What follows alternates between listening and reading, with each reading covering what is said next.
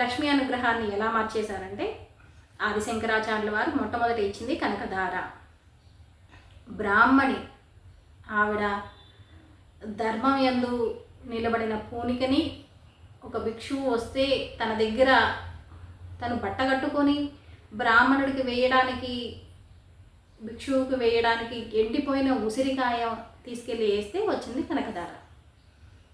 ఆదిశంకరాచార్యుల వారు ఇచ్చింది. పెరియవా కూడా ఆర్థిక ఇబ్బందులకి కనకధార పారాయణ చేయమని చెప్పారు.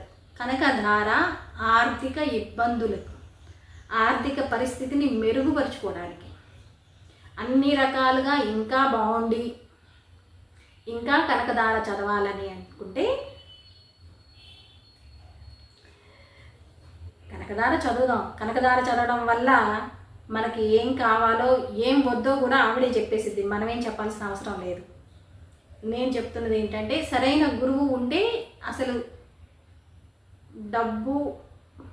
ఇక్కడ ఒక చిన్న మాట, రమణులు ఎంత గొప్పవారు.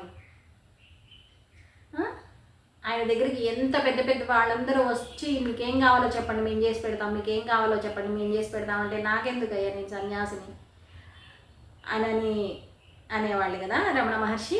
అలానే రమణుల జీవితంలో నేను విన్నది,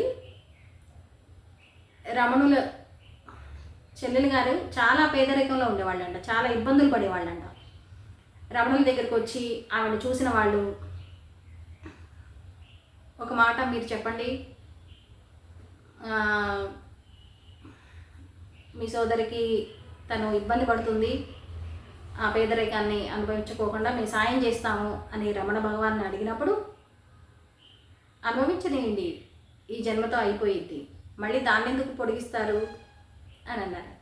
థ్యాంక్స్ ఫర్ వాచింగ్.